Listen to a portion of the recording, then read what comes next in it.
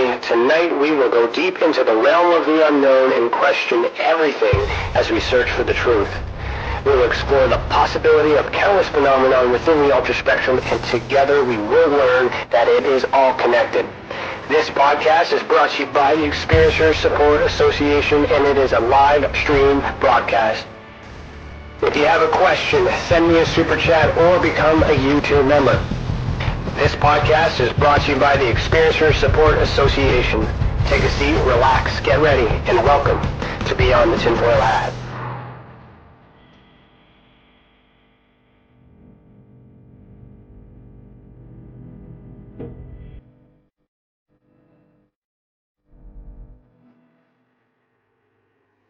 Hello, everyone, and welcome to Beyond the Tinfoil Hat. Today is Thursday, June 16th, 2022, and I, Ryan Stacey, am your host this evening.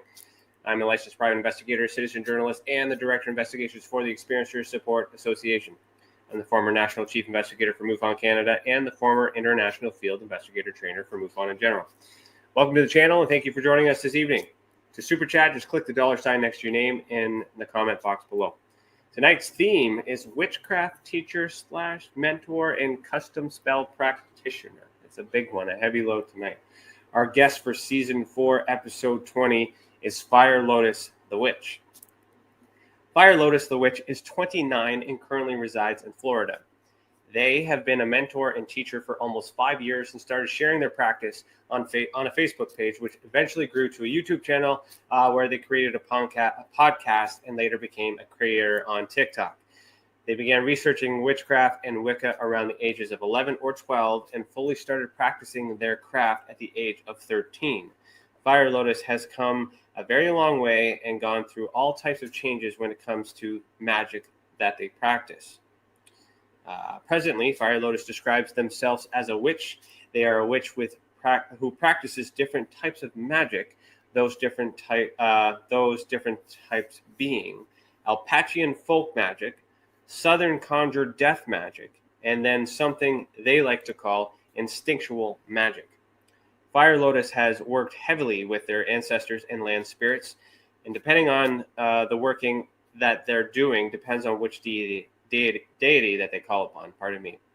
Fire Lotus is also gifted at being able to channel spirits and continually building their connection and abilities. Most of their channeled messages from spirit come through during client oracle readings. Presently, they have been offering 2 types of community spell work services: a community candle, which is always free, and then the other one depends on the month on which is the specific theme. So you can find Fire Lotus with the description below in our little ticker there, and you can also find them on Linktree at Fire Lotus the Witch. All right, so Fire Lotus, put on your tinfoil hat. We're about to go down a rabbit hole. How are you doing this evening? Hello, and I'm doing really good this evening. Good, great to hear you.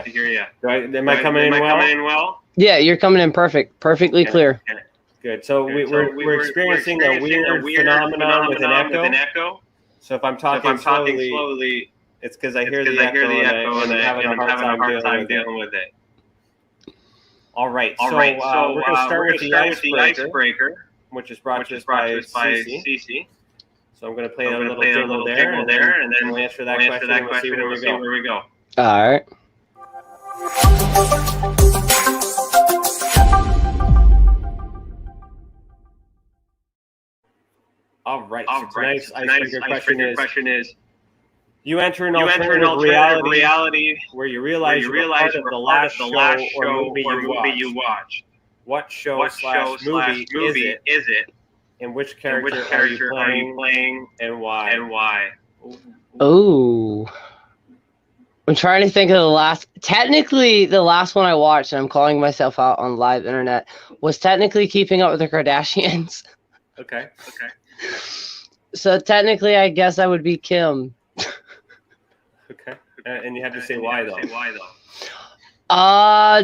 Honestly, out of all of them, I have no idea. I just like Kim. Okay, good enough. Fair enough. For me, currently watching Better Call Saul. We just finished season 5. Priscilla, you can hear the echo? Interesting. So I would have to be Saul because he's a lawyer. And he's crafty and whatnot. So there is an echo. So everybody else can hear the echo. Okay. So I'm not quite sure why that's coming in. Good thing is I'm the only one. He's going to be speaking tonight. So we're going to ask some questions and we'll let him talk. All right. So the first question I always ask is, why are you the way that you are? And what I mean by that is tell me how you got here. Start as far back as early as you want to go, and walk me through that. All right. So from like really early, believe it or not, I used to be that kid that was like afraid of my own shadow. Like I was afraid of everything that go bump in the night, but I was also drawn to scary movies, paranormal things that would go bump in the night. And it all changed at around 11 or 12. And I don't know what it was. I kind of discovered a book in the library that was called A Conjure Witch is the Story of Witchcraft. And it was just like legit just stories and historical accounts of witchcraft. And it wasn't until the very end, which was the Salem witch trials, that like it kind of clicked in my head. I was like, wait, this is actually a thing.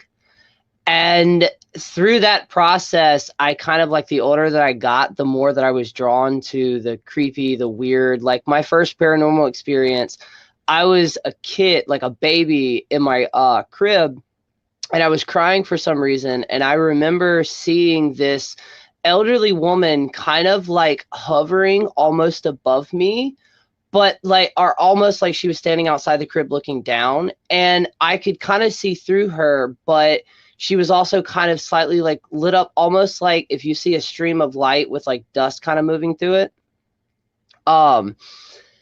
It like she was comforting me, and then for some reason I remember that. So everything after that just I kind of dove deeper into the spooky, the creepy, the paranormal, Charmed, all of that, and it kind of just drove me more into it. Then what did you do from there?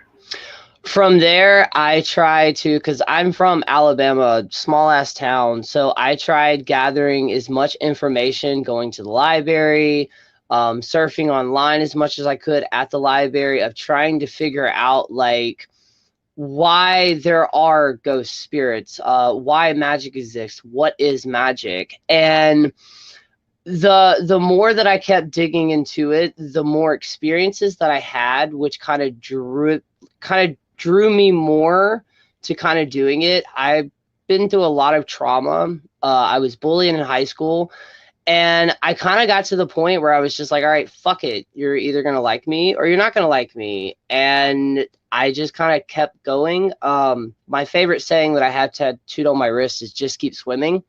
So I kind of just did the same thing where like I would just keep going and going. And then to be straight up honest, it was kind of like I blinked one day and then I'm just like, I'm here now. All right. Well, thank you for sharing that. So I'm trying to deal with this echo. It's a big time. Sorry about that. So tell us a little bit about the types of magic you do. So originally I started out like most witches do from my age range, which is Wicca.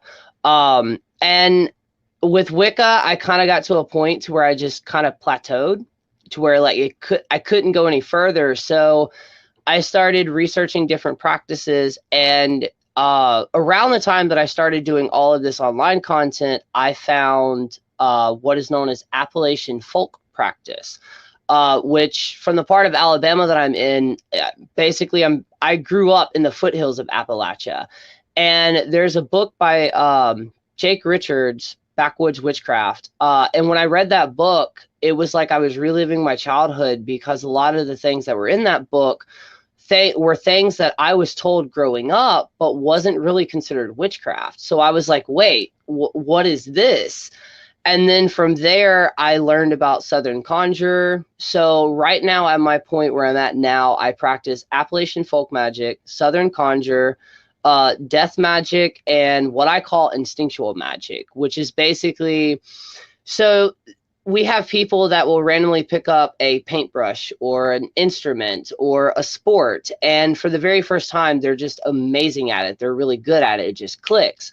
I believe that the same thing can happen when it comes to practicing magic. It's just something in you that comes instinctual to it. So instead of like most witches where they keep a book of shadows, they go step by steps. When I do most of my spells or rituals, I go into what my partner calls a magical, like the magic mode. My hands start tingling and it's like I go into this trance.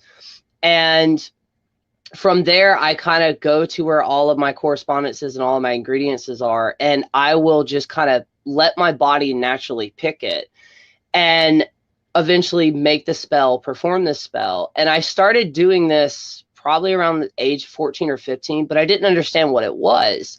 And I would do it, and then I would go and actually look up the ingredients that I used in it, and come to find out it was the actual right correspondence that I used, that ingredients for the spell that I used. Okay. What's your most used spell? Ooh, that's a good one. Currently, right now, it would be either the Respark the Spark spell, and or like a job promotion, or possibly to get a job. Because I started this thing once I started actually taking like clients on for spells, where not every spell is going to match every person. So I have a magical consultation to where I get information like, what's your situation? What is the end goal to this? And after we have that conversation, I have certain spells that I have just up on my page, like fertility spells, to find the next chapter spell. What are some? A honey jar. And then with the custom spells, depending on the situation, is depending on how I formulate that spell. You want to give me an example? So say, for perfect example, I had somebody come to me and they wanted to know if they were on the right spiritual path. And another person had told them, well, you need this spell for that. Well, the way that I practice, I was like, no, you don't need a spell for that.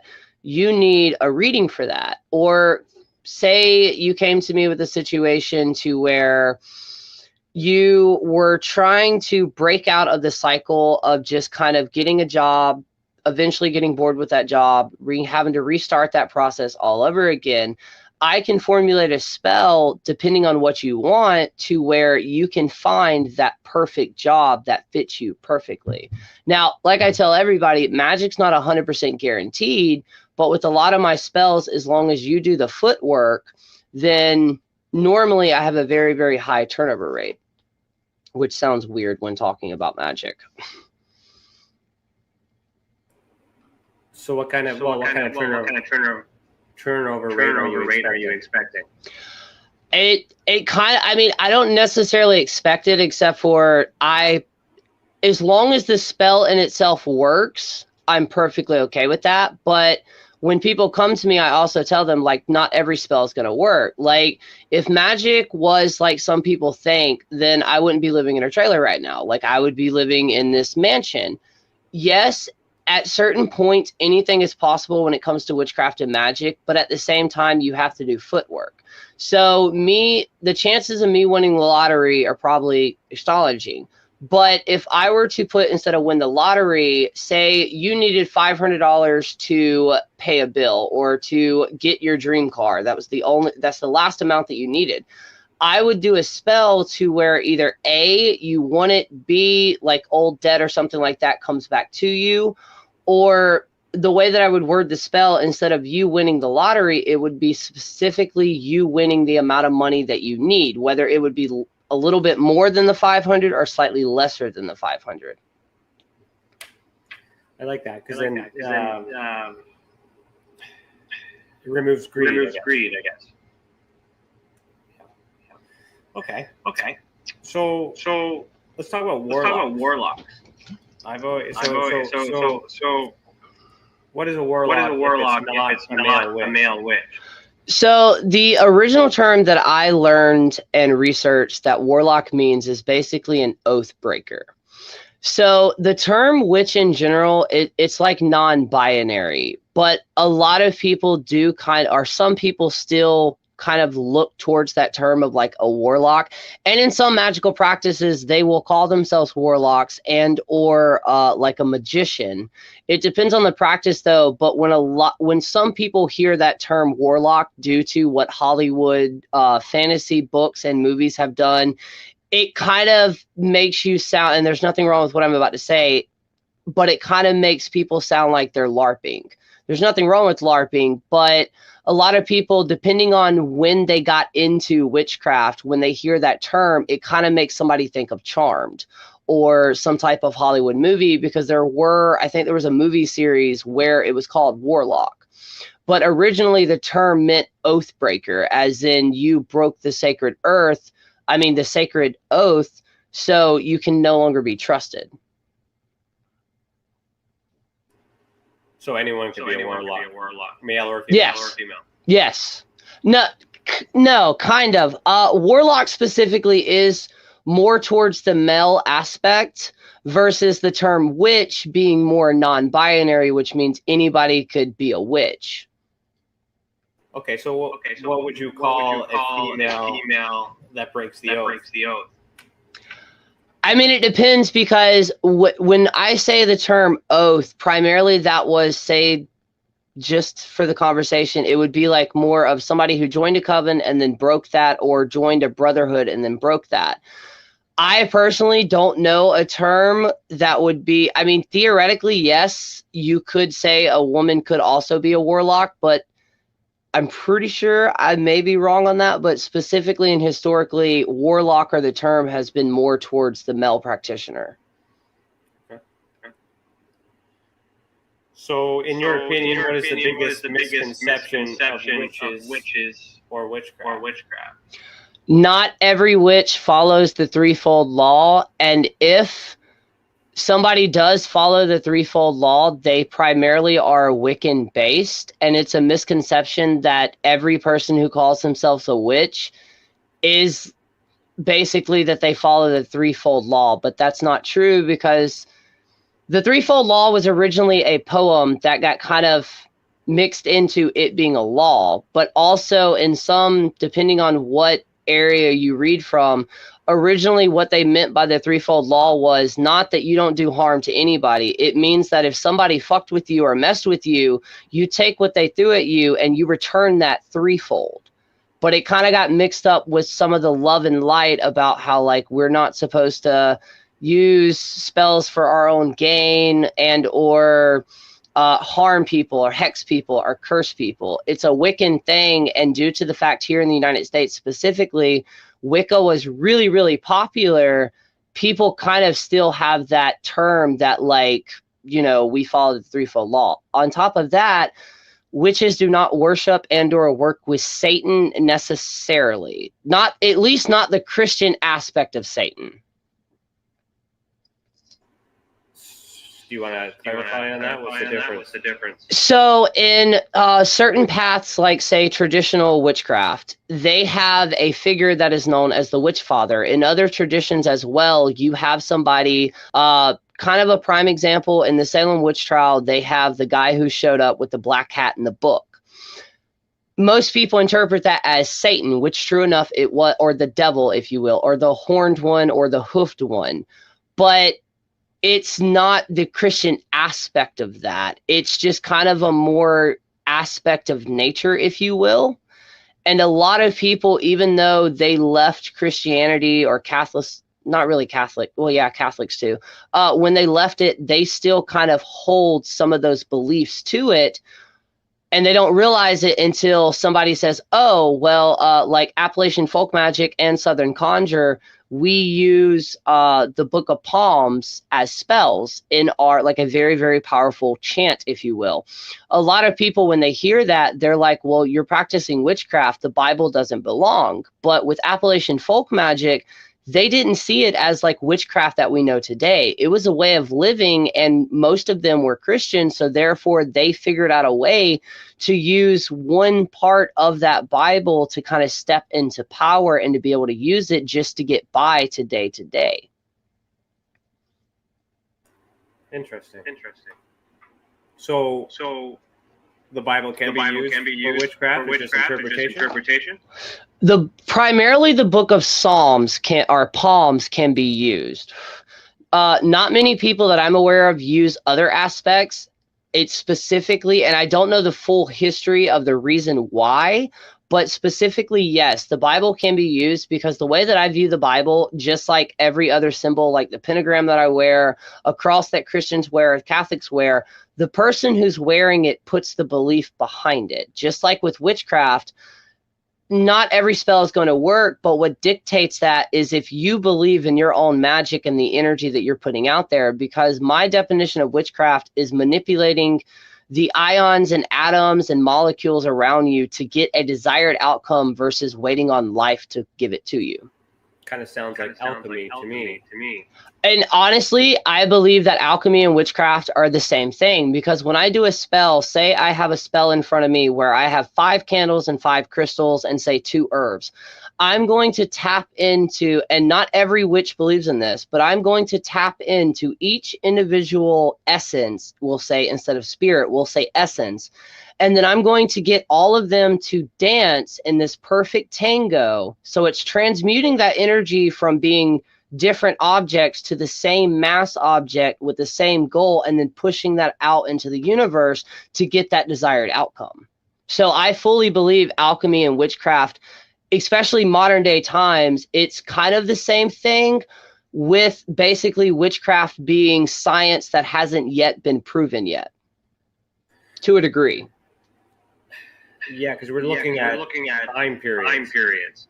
So when the word witch was coined, the scientific understanding didn't exist. Exactly, because most witches, quote unquote witches, that they used to like accuse back then, a lot of them were just midwives. They were people who understood that herbs, specifically herbs and different types of chemistry in a way, could be formed together or properly mixed together to actually heal the body or to cleanse the body. But this aspect that people still believe that witches, like in the 16th, 1700, had crystals and all this other shit. Some, depending on where they were, yes, but at the same time, most of them were just wise people. They understood the world around us. Most pharmaceutical medicines, the root ingredient of that comes from an herb. If you have a headache, white willow bark, brewing that as a tea, obviously do your own research, but brewing that as a tea will get rid of that headache and most other small pains like that, because it's a natural painkiller. So they kind of knew that, and then that went against, depending on the era, the Roman Catholic Church, Christianity, and they kind of just ran in there and was like, no, if you go against this, that's, evil. So it was common knowledge. And then too many people had this common knowledge. Then they wanted to take control. In a way, yes, 100%. So where did they get the knowledge in the first place?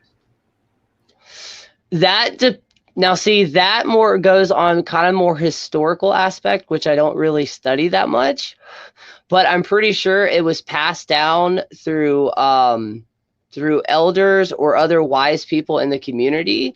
And then a lot of people back then are kind of originally, depending on the era, they lived off the earth, which means they knew all the plants. They eventually figured out what all of the plants could and could not do, but that's more as what I call regional, as in depending on the part of the earth that you're talking about, the continent that you're talking about, and the history of that would be a different history.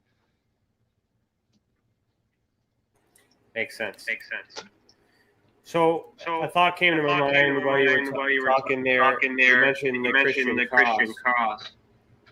Is there an icon like that That is universal, to all witches. That's non-binary.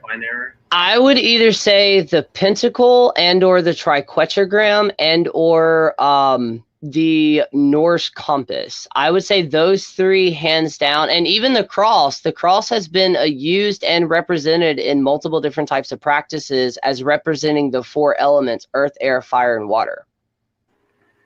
Okay, so what are the significance of those three? You want to break those down? Well, the pentagram, depending on who you ask, represents spirit, earth, air, fire, and water becoming basically a whole. Basically us. It's representing us. We have a spirit. We have earth, air, fire, and water inside of us as well. The historical aspects of the compass, the Norse compass, and the triquetragram, I would not be able to like name off word for word like the pentagram, only because I more associate myself with the pentacle, the pentagram, and or pentacle. The difference, one of them being in a circle and a 5-point star in the middle of that, and the other one just being a 5-point star. So what's the significance of the circle? Does that make it more powerful? Or it's stronger without? It's kind of, the circle represents a whole, depending on the path that they're on. It could also represent Gaia. It could represent, like I said, protection, as above, so below. It just depends really on the path of the witch and the original teachings that most witches started to learn from, which now is completely different, because back then in the 90s, we kind of just had books, articles, and libraries, or if you were lucky enough to have a computer, you had the slow-ass internet. But even back then, there wasn't that much information versus like now, where you have TikTok, where you have YouTube, you have so many other different platforms, blog posts, Tumblr, Reddit, to where now all these witches from all around the world, from all different types of generations, can actually get together and share their knowledge. So with all this different knowledge, different sources, interpretation, how is it regulated? So that way everyone follows the universal law. It's not. It's so not. There are some aspects that I totally wish it would. It would discourage some of the discourse that like people see online, but there's this weird thing where it went from just being like witchcraft, paganism, everything that falls under that, to we're in this newer area, as it's been brought front and center to everybody that uses social media, to where spirituality is also being mixed in there.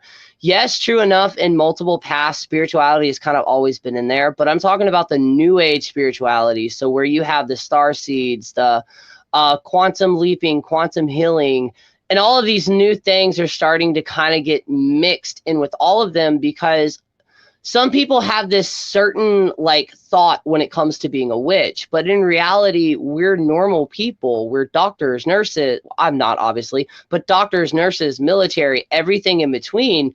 And it's just like, if you were to get a gamer, athlete, an artist, and a poet all together, yeah, that's going to be their main source of like, that's going to be their main focus. But they also may love horror books. It's kind of like an onion, and I hate to say that, but every witch is going to have different layers to them. And a lot of the times, those different layers also kind of get blended in with their own personal craft. And I think that goes to say with a lot of religions, belief system, thoughts, all that stuff. So what would the common goal be, assuming that everyone wants to do good? I mean, if everybody wanted to do good, it would kind of probably trying to be like heal the world, try to create this eureka place. But the only problem that I have with that is the same problem that I have with like all the meditations that people have done to like center and kind of find world peace. The problem with that is it's not necessarily the fact that it's not going to work, but there are too many components to it, and every individual person is going to have a different definition of what world peace is, which is why it's never worked. There have been certain points in history that witches have gotten together and tried to prevent something, But in general, we don't have the power to heal the world or to create this perfect balance, because in nature, it's loving and cruel. It's sunshiny days mixed with hurricanes and everything in between. And that's all the unregulated stuff, the things that we can't talk about, the things that we can't prove, things that we can't work together. So, in your own world, like, are you trying to heal the entire world as we know? Oh no, the world that you know. The world that I know, with me, it would be the world that I know, the people that come to me for either guidance, insights on certain life events that are currently going on, and just in general to kind of make people think. Because yes, I am a witch, but I also have spiritual views. I think all the world religions, they have truths in them, but not all of them are correct. And then on top of that, if we were to humble ourselves just a little bit, the most renowned thought that I ever had was, like when we have a streak of bad luck, we're like, why me? Why is this my life? Why not you? What makes you better than anybody else out there that's struggling in their own ways, that's having their own life? And with me, as long as I can go to sleep knowing that I've changed and or healed or helped one person, that's what this is about. I never had a mentor growing up, so I hope and pray that I can ask questions and help people in a way that I didn't have when I was growing up, specifically while I started the journey of witchcraft. And that's a nice thing to do. And I commend you for that. Thank you. I mean, I can relate to that a little way. But it's good. So we say heed the world or something like that, which means watch the world, pay attention, and do good. So thank you for that. Okay. So what are the benefits of doing witchcraft? For one, it brings in self-power. Like, eventually you realize through your working that you yourself do have power. Like, you can change, maybe not on a grand scale, but you can change small things. And also with most witches, you wind up also finding your own community, to where no matter what you're going through, you're kind of accepted. No matter how you look, no matter how you think, you're still accepted in some way, shape, or form. And it winds up creating this like bigger world. And then a lot of the experiences that I've had with like spirits and experiencing other things, I was like, oh my God, am I going crazy? Am I the only one that's doing this? And then you wind up meeting another witch. Okay, so I just realized something, that if I mute you, there's no echo. So really? Yeah. So I'm gonna do some fancy stuff coming through here. So the reason why I asked you that, is because I also want to know the negative consequences. Oh, there are a lot of negative consequences to magic in so many ways. For one, depending on the community, like if you're living in a small town, you're going to get ridiculed. You're going to get judged right off the bat. People are going to think you're worshiping Satan. But it's also, if you don't know how to properly sense spirits or sense the energy, you can really fuck up your life. Like, yeah, we have deities, we have demons, everything in between, which I hate that term demon, but I'll say infernals. But there are also a lot of things that most people say that go bump in the night that you can stumble upon. And if you don't know how to properly fix that, it can really physically fuck up your life. It can fuck up your mental health. So like, it's kind of that balance of, for one, knowing and being able to read and understand the energies that you are communicating with or working with. And then I don't believe in karma. I don't believe necessarily in threefold law, but I believe in the ripple effect, which is, no matter how big or small you throw a pebble into a pond, it's going to cause some type of effect to where it ripples back to the original point where you tossed it. So that would be the negative. And not to mention, you can invite things into your house that can eventually, over time, through going through certain processes, that can attach itself to you, that can just make everything just worse. No, I can understand that, because like like everything changes. Whatever path you choose opens up different opportunities and all these other things, whatnot. So I totally relate that. So with terms of magic, do you have you ever seen the result of a change by doing any spells or anything like that? Oh, multiple times. I'm trying to think of the last one that I've seen. To where I like, it's not just like just a chance. Because see, when it comes to spells, and most of my experiences, due to the fact that they're personal, I won't necessarily share some of them. But one of them, and it also kind of goes back to like why I do this. A good friend of mine came to me because they were having trouble kind of creating a family, if you will. So I did a little spell on the full moon. This person had a 1 in 1,000 chance possibly creating a family. And I did it on the full moon. 3 to 4 days later, they had messaged me stating that they were on the beginning steps of creating their family. They currently just celebrated their second family member coming through. Now, if that's science, chance, or magic, I personally believe it was magic, but everybody's going to believe their own things. Yeah, no, I can relate to that. I mean, it's magic is, I always thought, was science we don't understand. And then there's coincidence, then there's, but I mean, you're putting intent out there, what we understand with consciousness, and the way that the mind works, all these other things kind of fit in that paranormal spectrum too, and it has to be real. We put that intention. I see in the comments a lot of people saying intentions. So what comes to mind is the whole Spider-Man quote with great power comes great responsibility. How does someone like yourself, and then we'll quote Star Wars here, turn over to the dark, not prevent yourself from turning over to the dark side? Because you can equally use this ability to do harm. Well, with me, when I first started my practice, and then with the connected, there's so many things. When I first started my practice, I actually did kind of go into that darker realm, as in I was messing with this spirit that I thought was something else, and come to find out it wasn't. So in this scenario, anything that I asked for, I would get. Every single time I got that object or that thing that I asked for, I would wind up losing something else, as in something else would dramatically happen.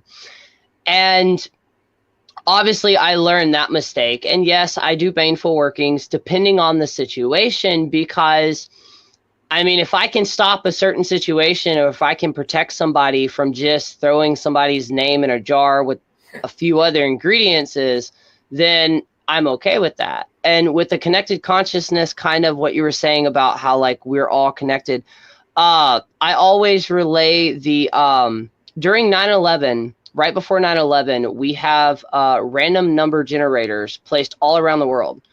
During the morning of 9/11, before that event happened, every single one of those random number generators completely synced up at the exact same time and started printing off the exact same number, which is supposed to be scientifically impossible. They did a study, that same group did a study shortly after that, and went and interviewed people that experienced 9/11. They all said the same thing. They woke up that morning feeling like something was off or something was about to happen. And scientists to this day still cannot explain that phenomenon, that event. But to me, it proves that we're all connected, almost kind of slightly like discoordinated, but like a beehive. We're all connected in some way, shape, or form. So hive consciousness is something that is kind of known, and it's kind of speaking to what you're talking about too. And in order for that to work, it's interesting, because if the world felt collectively that something bad was going to happen, that would mean that the people that were about to do the bad thing had projected enough energy and negative thought out there for it to be received. So it was also just as bad as it was for us, it was also bad for them. And then together, like a lot of stuff went down. And with that, with what you just said, like they also had to experience that. It's one of the same reasons we say, like with witches, why doing research, why creating your sacred space, whatever that is. The reason, the physical aspect, and the reason you have to do footwork with spells is because, yeah, you're thinking it, but when we move, when we physically do things, we're exerting energy into that purpose of the reason, like creating the sacred circle. You're spending time, sweat, possibly blood into actually creating that sacred circle. So it's showing the universe, okay, they truly are ready and they truly want what they want. Mm-hmm. So in terms of spells, I consider you mentioned ingredients and adding things and stuff like that too. I would translate that to like a recipe, like when you're going to cook, you want to put certain things together. You need to get your ingredients to make this beautiful dish that you're going to eat and consume. So how do you get your recipes for these spells? How do you know what ingredients you need and the result? So most crystals, herbs, depending on your actual craft, random things outside, like a tree, a wasp nest, dirt dauber's nest, they all have correspondences or what they can be applied to in magic. And with the recipe, I'm blown away that you just said that, because on an episode of my podcast, I was interviewing a death witch, and I used that analytic, like I used that phrasing as in like witchcraft is like cooking. The family members may pass down the recipes, but we're all going to add our specific things to it to slightly change it a little bit. Yeah, it's the exact same way. But it's never going to taste as good as grandma's stew. Yes, or whatever, right? Exactly that. And that's kind of the discord now, where like it's almost like the witchy community is trying to kind of gain its bearings as we're on a bigger platform thanks to the internet. We're all over the place now. And we're kind of trying to find that. But with a spell in general, it depends on what you're trying to do. But it also depends on the witch itself. Like with most of my magic, I like to use candle magic, basically burning things. While some other person may use a crystal grid or may use a jar spell. It also depends on the witch. So it's like an artist, or like you said, like a chef. Every different person is going to have their own kind of spin on it. And then that's where that starts to get creative, and then you can expand on it, and then you can build. So if it's a recipe, if it's something, because like with food, we need to eat, we need to consume it, we need it, it's important. So from your perspective, with these spells, what are essential spells that everyone should learn how to use, and or ingredients, if you will, and maybe there's some ingredients that are bad that should avoid, if I were to translate that. I might be not doing this properly, but I used to cook in another life, so I'm just trying to compare it to ingredients. But what's good food and what's bad food? What's a good spell? What's a bad spell? So that actually depends on the ethics and the moral of the witch, because there are some witches who will not use any baneful herbs. Most of those baneful herbs, quote unquote baneful, they have poisonous properties to them, like belladonna, nightshade. A beehive or a wasp nest, it can be used for protection, but also baneful. But for a witch, protection, reversal, and defensive magic are some of the top 3 spells or rituals that you need to learn, because just in general, protection's great. Too much can be a bad thing. Reversal magic, to be able to reverse, because a lot of people hyperfixate on, oh my God, somebody on the internet hexed or cursed me. No. You're more likely to self-hex yourself than anybody else. And that's basically stating, like, if I walked up to you right now, randomly picked up a rock, randomly started whispering to that rock, dropped it in your hand and said, you're cursed. Depending on how your brain works, that seed is planted, which means I didn't do anything. I just gave it to you. And that rock means nothing. It's just the thought. Exactly. It's the thought. And then what winds up happening is mundane things happen. You lose your keys, you misplace your wallet. Your brain, depending on how it works, associates it with that one incident. And, oh my God, I've been hexed or cursed.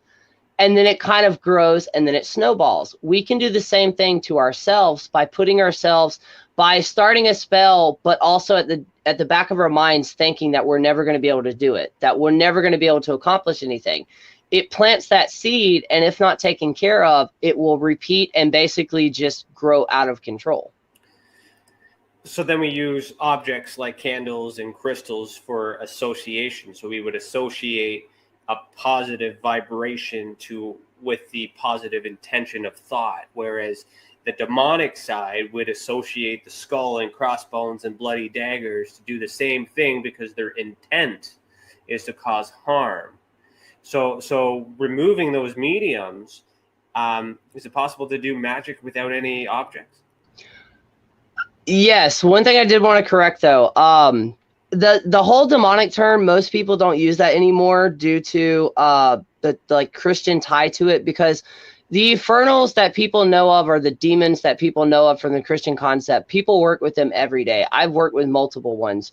And they're not like they're described. But yes, 100%. One of the main reasons we like to use, like, say, the athame, the wand, the chalice, it's because they're physical tools to help us be able to align and be able to hone in my practice, I would say the manipulation of energy, or the direction of energy, and how to kind of hone that in. Instead of being like a spotlight, it's a straight line to the area that you're trying to do. But yes, with the aesthetic aspect, with like the skulls and crossbones and stuff like that, yes. Some people also tie their aesthetic into the actual workings that they do, whether that's baneful or non-baneful workings. It just depends on the witch and the style. Is it possible for a witch to use a skull and a bloody dagger and put positive love out in the world? Oh, 100%, 100% on that. Because at the end of the day, as much as I hate this term, because it's more than, there's this concept that just setting your intent and just walking away, that's it. And I did an experiment on my TikTok where I set my intent and just, I intended myself to gain $100 through customers that day, versus the next day where I actually went through the steps, looked up the sigils, looked up the runes, created the sigils, found the right herb correspondences to bring in prosperity or customers, and then actually fixed the spell. So there is some magic that's kind of instant, as in you can kind of think of something and it just happens. And then there are more complex things where you have to go through the actual manipulation, transmutation of said energy to actually be able to pull in the thing or push away what you're trying to do. But yes, 100%. Somebody could use like a bloody skull with like a huge dagger and still be able to like heal somebody. It all depends on, at the end of the day, the intent and the footwork that the witch does with the spell work, in my definition. And I'm totally with you. And where I'm kind of leading to is the judgment. Because if you were to look at the modern witch, or how witches are described, what they wear, what they use, someone who is not familiar with what we've just discussed may assume that it's the negative intent. It does appear perhaps vicious and scary by what we're told because of Hollywood and things like that too. So assuming that the label is removed and no one is judging in this environment, what is up with the the commonality with the way that most witches, dress and work within? And does that have any effect to the spells, or is that just simply the culture? So it's so interesting you say this too, because I was just talking about this, because I asked, like, why do we have the witchy aesthetic that we have? Yeah. For one, I do believe it kind of stems from, like you said, with what we've seen in Hollywood. Like I grew up on Charmed, Buffy. It also, for a personal witch, it kind of puts us in that power, like having that certain aesthetic kind of makes us feel confident as we're doing said spell. But yes, a lot of people, they'll see that and they're like, oh, well, you're a Satanist and everything like that. But I will say, social media during the Palmarama, the pandemic, kind of broke that aspect of, oh, well, if you're a witch, you look like this, because more people kind of came out and they're like, no, we're just everyday people. We may have certain things while we're doing spells like robes and stuff like that, I don't personally. I have one, but I don't really use it. But that has to go into more kind of like ceremonial magic, where each thing that we use, like the witch's hat. What I've learned is traditional, and it's also what it represents for me is, and for some other people, is the cone of power, which is the actual pokey part, the stop, and then you have the circle. So what that's supposed to remind us of is that we're centered and we're also balanced, but we're also protected while creating that cone of power, which, depending on what practice you do, is basically what the point of a circle is.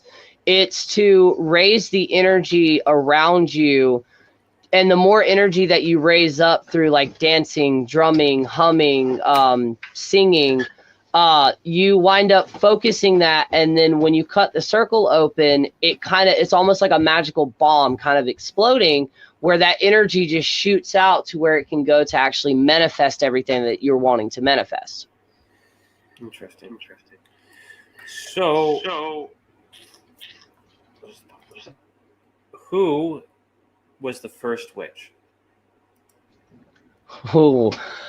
So I don't have a legit answer, but I can say something that I recently fell down a rabbit hole of, where a lot of people, or some people, believe that Cain from the Bible was one of the first witches. And then some people also believe, which I believe this, Jesus was also a witch. By the definition of what is claimed he did, that is legit. That's witchcraft on a whole new level.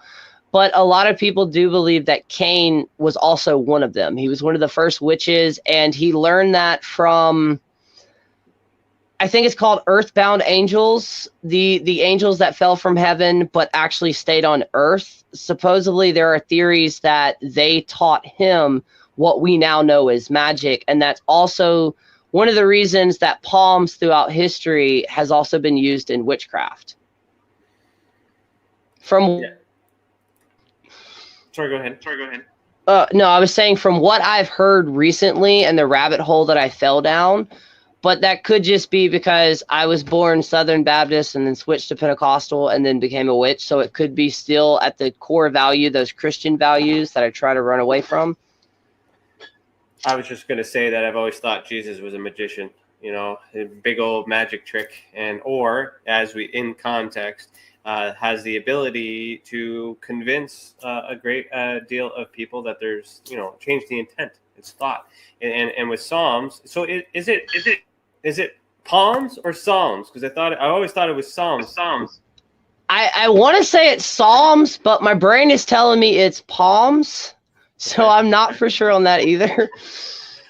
So what's interesting with that is those were kind of, I'm thinking of the Proverbs, but I mean, those were all anecdotes in the sense of things that Jesus had done.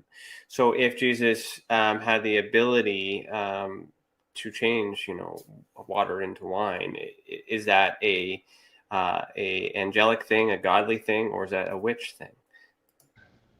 Oh, that's actually a good question, because I believe it's kind of a mixture of both. My entire belief right now, from what we've heard in legends and lores from way back then, even before the Bible, I believe due to the fact that we did evolve, we gained electricity, we gained cell phones, we gained technology. We kind of went away and kind of turned away from what people way back then were doing. They were more in tune with the earth because they were constantly walking it barefooted. They were constantly sleeping on it. They were constantly growing gardens and stuff like that. So I believe in the process of that. And then when not just Christianity, but primarily I'll say the church, when the church kind of started dominating everything, the belief in magic kind of started dying out. So it kind of almost, if you will, kind of went to sleep. I don't know if we're ever going to get back to the point of supposedly what Jesus Christ did. I hope one day we can, but I mean, who knows?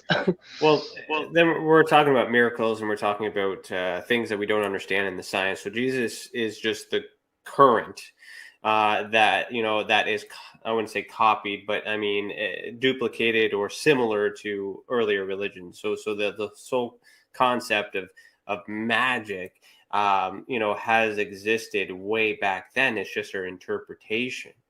So, I mean, and if they had the ability to do these things, then it would make sense that in the future, when Jesus was born, that he was able to do that, because it's traditionally carried on, which is why all these things are happening too. So I kind of want to segue into, before I get into that part, where you mentioned you didn't like the word demon.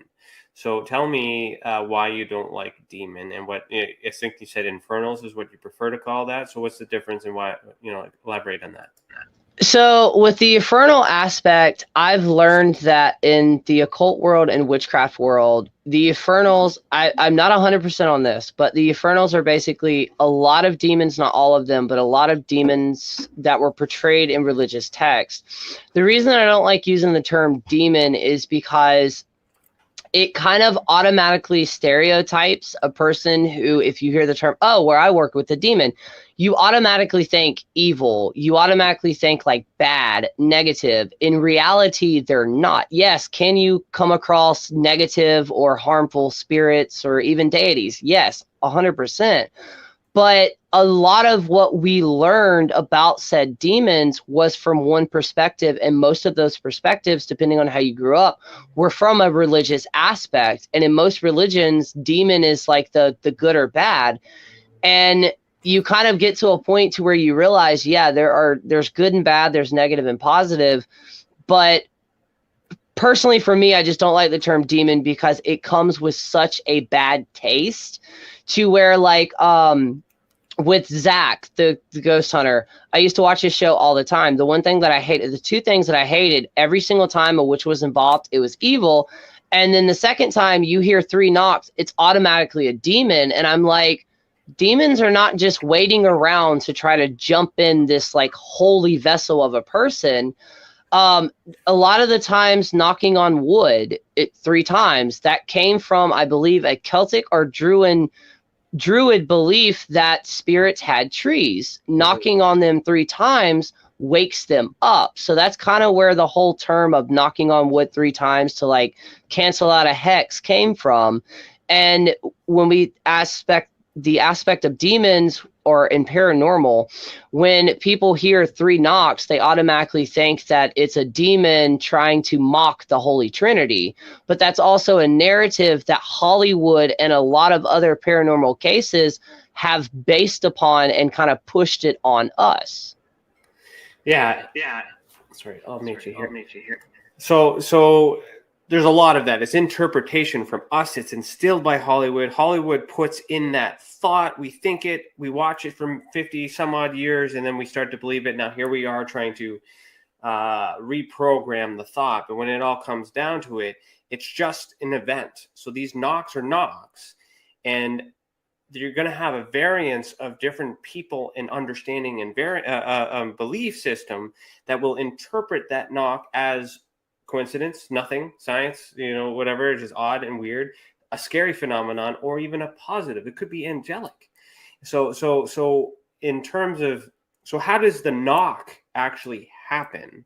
Let's not try to judge and interpret the intent. How does something from another place in time create that noise that we're able to, intercept? That's actually, I mean, for one, that's a very good question. I don't necessarily have an answer to. I'm still working on that. It's one of the reasons I kind of led me down the path of witchcraft, because I want to know what the experiences I've experienced when it comes from spirit were. But it was something that you said I've also been trying to tell people. When it comes to witchcraft, all of witchcraft is basically an unpersonal or a personal unverified experience. In other words, most of the things, unless it's in a coven or a group aspect, none of us are going to experience the same. We may be able to create a list of how energy feels, but due to the fact that we're so unique and individual, our own bodies are going to interpret spirit or magic or energy completely different. And that's the hard part when it comes to like witchcraft and even paranormal. You can get 3 people in the same room to experience the same thing, but because of how most of our brains work, especially if you have trauma, when you ask them about it 5 to 10 to 20 minutes later, there may be subtle changes. But it's the ones where no matter how much time has passed, they exactly remember everything that happened. That kind of piques my curiosity. Mm-hmm. Okay, so we're going to pause right here, but we will continue after a message from our sponsors. If you're listening to the audio-only version, head over to youtube.com/The Experiencer Support Association so you see the video that goes with this audio. You are listening to Beyond the Tinfoil Hat, a podcast by the Experiencer Support Association, and we will be right back. It's your business. It's your property. Your assets are worth protecting. Blacklight Investigative and Surveillance Services specializes in patrolling and inspecting residential or commercial property against fire, theft, vandalism, terrorism, and illegal activity. People and buildings are monitored to prevent crime. Keep your property, your people, and your assets safe from threat. Our elite staff are dual licensed private investigators and security guards. Blacklight Investigative and Surveillance Services. Go to blacklightiss.com.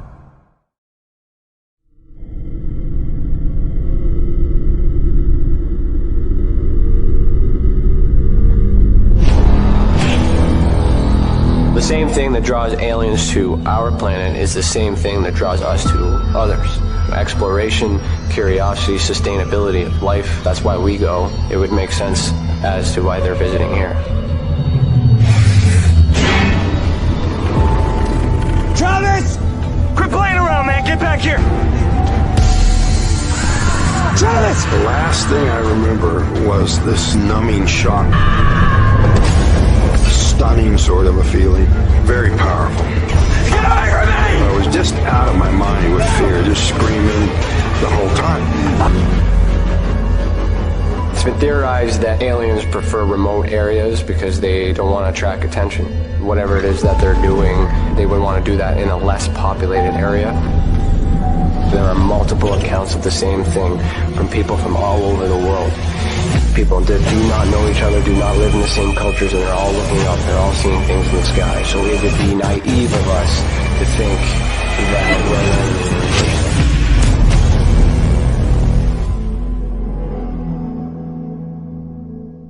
Ryan is one of Canada's leading new UFO investigators.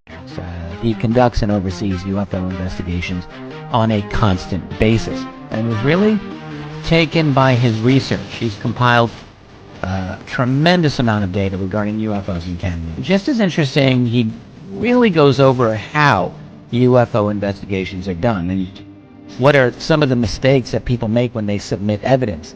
Note for starters, don't edit your videos or photos before you send them.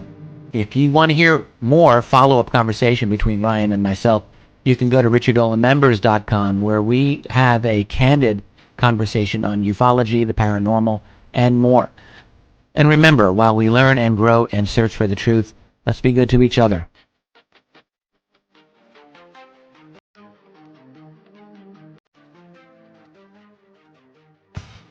Welcome to the Observation Deck, a state-of-the-art, one-of-a-kind virtual platform that takes video conferencing to the next level by using avatars to navigate a campus, just like you would in real life.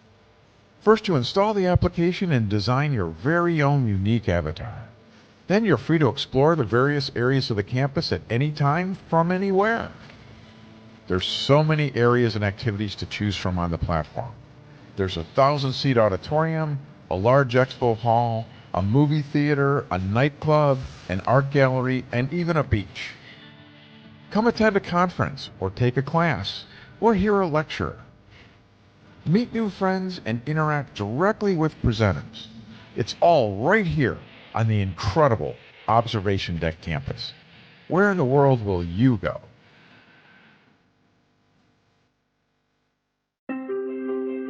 Have you ever wondered, or maybe just thought to yourself, if there were others just like you? You know, people with extraordinary abilities, psychogenic advancement, and perhaps unique intuitions.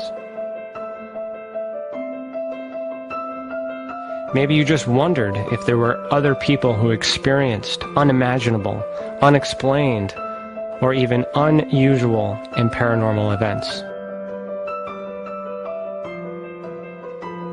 Are there people who have more questions, more fears than answers? Well, you're not alone. You've never been alone. We believe you.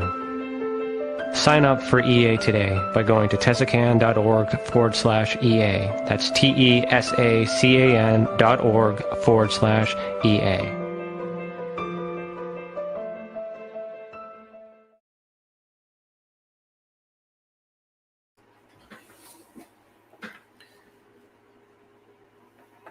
All right, welcome back. You're listening to Beyond the Tinfoil Hat. Have you ever experienced an unexplained event involving the paranormal, UFOs, extraterrestrial, dogman, or any other paracryptid? Head over to our website. This is the new one, www.experiencersupport.org, and submit a report. Let the others who have already reported be that example that proves we are making a difference. And if it wasn't for these reports, we would not be able to do what we do. And for that, we thank you. I am still here with Fire Lotus the Witch. How you doing? Good. Still good? Oh, where'd you go? Uh-oh. He disappeared. He just left. Hopefully he comes back. Uh-oh. Stacey, you want to pop in and tag team this year until he comes back? Oh, nope, there he is. There you go. Sorry about that. That's okay. How you doing? I'm doing good. All right. Okay, so what about so we talked about witches. We talked about the spell, the magic, and the conjuring, and all that. And that is you and other witches alike trying to put that intent out into what we call the alter spectrum, so the ether, the other space, the upside down, whatever you want to call it. How about the other way around, like receiving, so channeling? Do you ever receive messages or channel with spirit or demon? Well, you don't channel with demons, but I mean, do you receive, from other witches or other places? What do you think? I do. Here recently, I've always been able to kind of know things. I have claircognizance, which means I have clear knowing. One example, my partner's mother passed away when he was 13, way before I was even a thing. I moved down here and I used to stay on the same property that she also lived on. And when I first got there, in my head, I pictured that they had their driveway, specifically this certain structure in the middle of it. So fast forward 2.5 years, me already being down here, we're at a cookout at my father-in-law's place, and I tell him, I was like, yeah, I'm really bummed that y'all never got to do the basically it was like this Western style structure with rocks and stuff that you would see like in Arizona with a cow skull and an alligator skull. And he looked at me. This is a very, very religious man. He looked at me and he turned pale white, and he looked at my partner and he goes, "You told him, didn't you?" And my partner's like, no, I didn't. He knew it. It was exactly what his wife wanted. And recently, since I started reading oracle cards, there was one particular incident. I was prepping my space to read this person, and I started singing Disney tunes, specifically the Jungle Book, one of the bare necessities in that. And I stopped myself I was like, wait, I have not heard this or listened to this in probably 3 or 4 years. What is this? And as soon as I asked that, I got a chill completely up my shoulder. And after that, it was just like, I'm going to keep things private, but it was basically one of their family members that had recently passed away. Not recently, but had passed away in the past 10 years. So when I gave her reading, I was like, hey, I don't normally do this, but this is from the energy that I feel. Come to find out, it was a direct family member that had, like I said, had passed away, and he used to go about singing those tunes. And my partner's family, I can channel like that. And it's just it's almost like I can separate what's my own thoughts versus what's coming in, because when I do channel, not that I'm still learning it, but I wind up taking on either aspects of that person or like phrases that they would use or even body language that they would use, which is different from what I normally do. But I fully believe, and then sometimes you'll get a ringing in the ear, which I call a download. And some people say, depending on which side, it's depending on like if it's coming directly to the universe or if it's coming from spirit guide. But I believe it's also going back to kind of the connected consciousness. It's the Akasha records. Basically, anything that could happen, will happen, or has happened. Each individual person say there's a giant book that they have. I believe that when we get that information that we should not know, but we do know it, I believe we're also in a way possibly accessing the Akasha records as well. Mm-hmm. Makes sense. It's got to come from somewhere. We got to pull from a source. We all should have a common source. It's just interpretations that have been changing over the years. I'm totally on board with that. So, would witchcraft be a religion? It can be, and that's where it kind of gets tricky because Wicca is actually and technically, even in the United States, I don't know about Canada, but in the United States, it's recognized federally as a religion. So you can be religious and practice Wicca, but not be a witch. But you can be a witch, not be religious, and practice Wicca. It just depends on the, we'll say, the branch of Wicca that you're trying to practice. Yeah, I'm not quite sure of the laws we have here. I know it was decriminalized recently, but it used to be against the law to practice witchcraft here in Canada. Which is kind of interesting because that would mean that it worked. Why would it, why would you outlaw it, in a sense? So what is Wicca then? Wicca, oh God. Depending on the practice, it is more of an earth-based religion. They have the goddess, they have the god. They believe, most of them, not all, again, Wicca now is kind of an umbrella term because there are so many different types of Wicca. But it is a very earth-based. You're saving the planet. You're doing everything you can to help the environment, not necessarily going vegan or vegetarian. Not that there's anything wrong with that, but being more in depth, kind of being in the community. And here recently, I'd say in the past 30 years, just because of the internet, so it's more mainstream now. Or more public, a lot of people have becoming justice warriors, standing up for certain rights and everything like that, becoming an activist. That would kind of be my very rogue definition of it. I haven't really practiced Wicca since I was about 17-ish. So it's more so of like a commitment then, I guess. So you can practice it and do it here and there, but then it's kind of like any religion, I guess. You join the club, you're with a monk, To a degree, Wicca, and for anybody who is trying to kind of look into witchcraft, I would either suggest folk magic and or Wicca, specifically Wicca, because it's very organized and it's very structured. And they have a lot of like daily rituals or daily spells. And the reason they have that is to be able to get you into, because a lot of people, they ask me, they're like, well, you make all this content, because I try to cover every platform. They're like, how do you do your own personal practice? It's because I've reached a point to where everything that I do in some way, shape, or form has a bit of magic to it.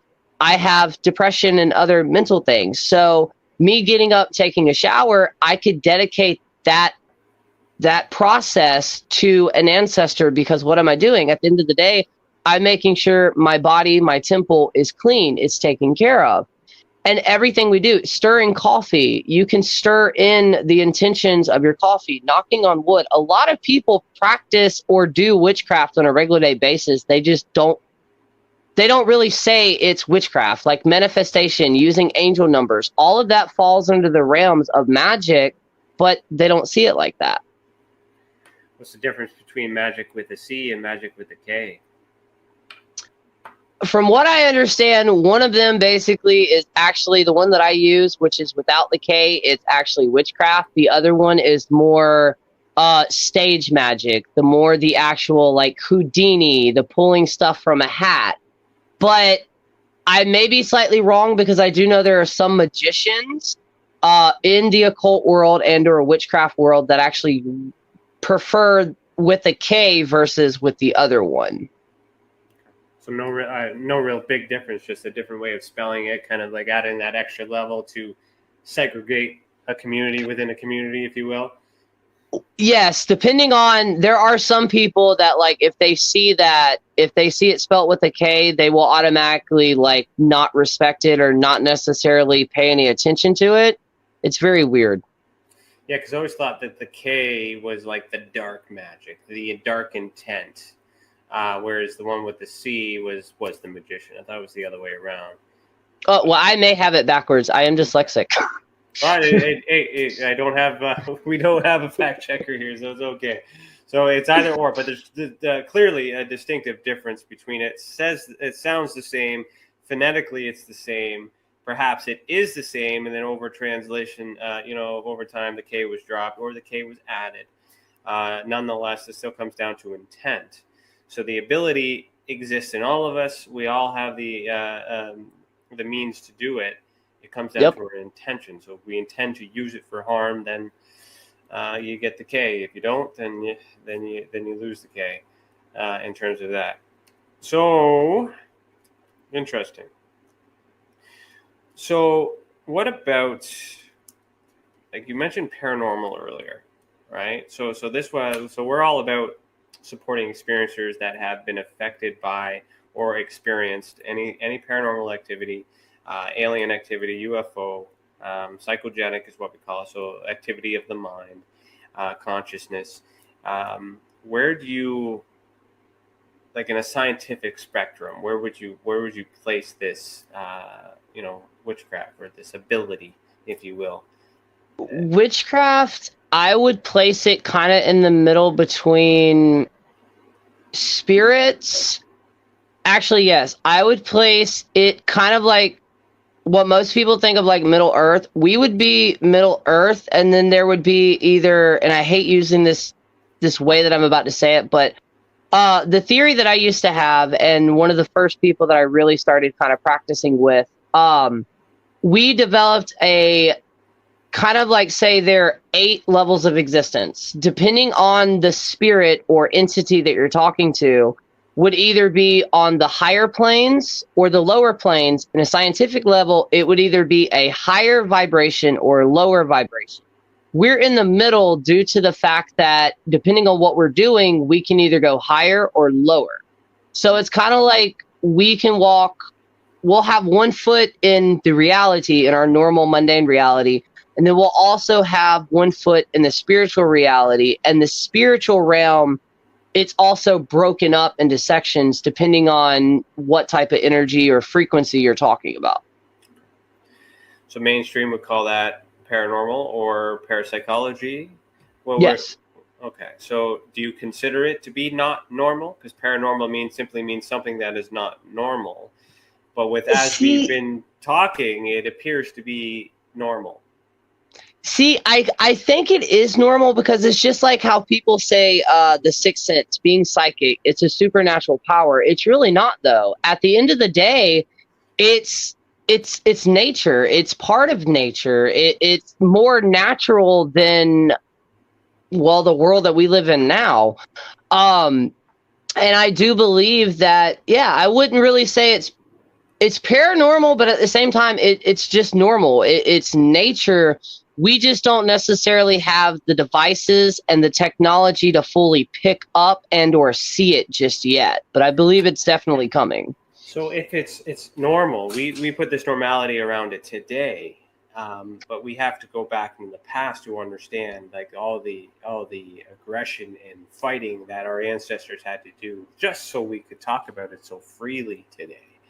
So in your opinion, with it being normal, why all the burning back in Salem?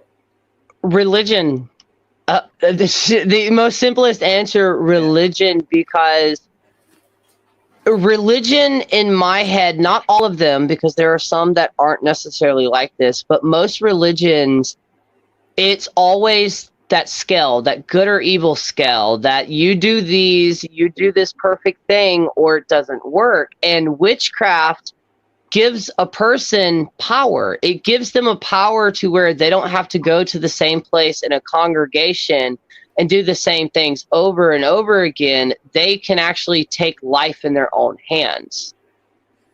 Okay, so follow me on this, and I'm going to be very careful with how I'm walking through this.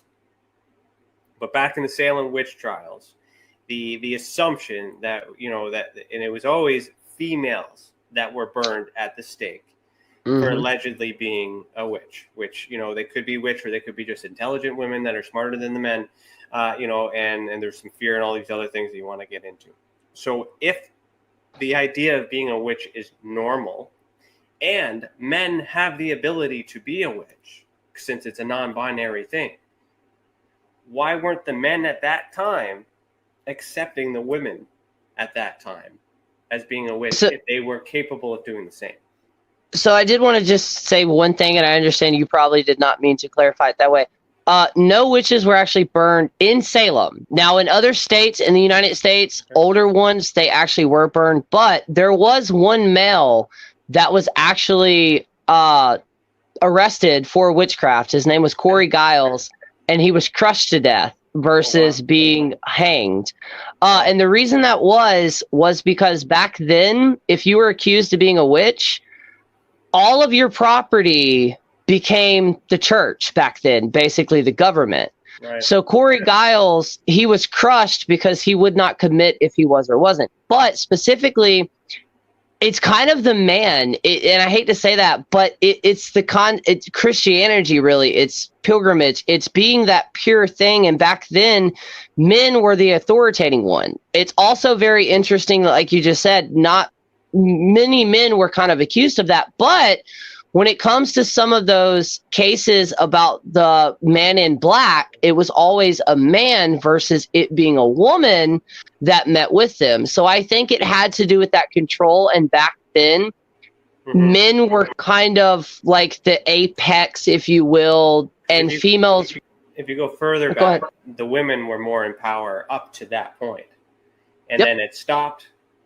And then now we're starting to come back into that. So women were always powerful back in the day, and then there's that suppression. So you're right in the point where this controlled religion came in, a decision was made. Too many things are going on in that sense too. So now that we're in this new age where we're, again, like, it doesn't matter. We're starting to understand that there is no divide. We're all capable of doing these things. How do we work together? How do, men and women are equal now? Like, things have changed, and that's great. A lot of things, we don't have to worry about that. So why haven't the witches taken over? Because you guys can change and manifest and heal the world. Two things. I also love how you worded that. Two things. For one, like I said earlier, with the like trying to create a utopia, due to the fact that we're so indifferent and we're so unique, we're all going to have different definitions. And then thanks to specifically social media, because like on social media, if you play your cards right, overnight, you go from being an absolutely nobody to hundreds of thousands of people following you, wanting to know your opinion. Right. It feeds into the ego, which is where the spirituality aspect comes in, because most spiritualities, they teach you to kind of conquer your ego, or what most people call nowadays your shadow self. Conquer that, become balanced with that. But we have so many different opinions on, even with Christians nowadays. You get a Pentecostal, a Catholic, a Baptist, Presbyterian, a Jehovah's Witness together in the same room, and they're all going to argue who's right and who's wrong. That's the ego aspect of us being humans. And if we were to ever, because here in the United States, at least 1 to 2 times they actually did. The witchy community got together long enough to actually create a council of witches, and that was primarily when they were actually trying to get Wicca federally recognized as a holiday. That way, primarily with vets, if they were a Norse or if they were a Wiccan, after they passed away, they would be able to actually put those symbols that represent them on their graves. But other than that, it's a really good question, and there are multiple people that are trying to. So instead of all coming together fully as a community, what I've been realizing, especially thanks to Discord and everything like that, that we've kind of created our own smaller intersections of like small little neighborhoods, if you will. And the one thing that kind of relates all of us is we know every other person. So we're kind of all united, but at the same time, we're very separated at the same time. It's almost a paradox, it kind of, in my head it is. Yeah, I think it comes down to fear and control and power and all that other stuff. And it was operating in such a way, and there was a need to change at that time. And then now we're at a stage where that way doesn't work anymore. And I think the way, and I hope that the world that we're ending up to is more balance, more unity, where we're working together. Everything is balanced and equal, aces in places, if you will. And anyone can identify as anything. We see a lot of unity, a lot of things that were not accepted a long time ago that are now accepted. Now that we have the keys, now that we're able to do anything we want, we still got a lot of hate, we still got a lot of violence, we still got a lot of things. But I think as we continue to go, we might be in this, what I call the that's not the right word, the transitional generation. And our job is to get the next ones ready for the new world, because we're not going backwards, we're not going forwards. We may not see in this lifetime witches and aliens and ghosts and paranormal, but we know they're coming because we can't go back to the dark ages. I mean, I guess we could. I just hope that happens after this chapter I'm going. I don't want to live through that. And it's also... It's interesting times. And what you said is amazing, because a lot of the things that we've been talking about is also taught. Not making it about this, but like racism, homophobia, things like that, it's taught. And all of us are the people that are waking up and realizing how our ancestors had it wrong, and we're correcting that, and it's being passed on to the generations after this. And as long as we can keep that up, and then with the pandemic that broke out, it kind of repeated history, as in kind of the Black Plague and then the Renaissance. So many people, for the first time in a long time, had nothing but time on their hands, so they dove into spirituality, to witchcraft, to try to find these answers, to art, to everything else, and it birthed so much new things. So I 100% agree with you on that a very slow process, but we are definitely advancing more to be able to create what most people consider not necessarily eureka, but a better world. I don't think we're advancing. I think we're going back to the way that it was. Because if you go further back to where it started being oppressed, and you follow history, like even in Egypt, you know, the skin color was that of African American. It's dark, you know, and they're powerful. And the leaders were, and the pharaohs, Cleopatra was a female. Even go even further back. You know, and homosexuality was common because that's all that was available during the wars and things like that too. So all these things that we're now at, you know, happened. We're kind of relearning and re-remembering them. Right. So why do you think world or society decided to say enough of that? And then all of a sudden they're like, okay, we need to go back to the way that it was. I think honestly, it was the pandemic. It was the first time the entire world, every normal thing that most generations were taught would never happen, happened. The entire earth in a few months completely just stopped. And it was thanks to social media, really, because social media gave everybody a way to be like, to show everything, all these thoughts and actions and events that at one point in time, we just thought that like individually we were just experiencing, and then it showed everybody, oh shit, wait, no. Right. A lot of other people are going through this. So it kind of brought us together. And due to that, because I'm a huge believer in the reason we have history is to make sure it never repeats.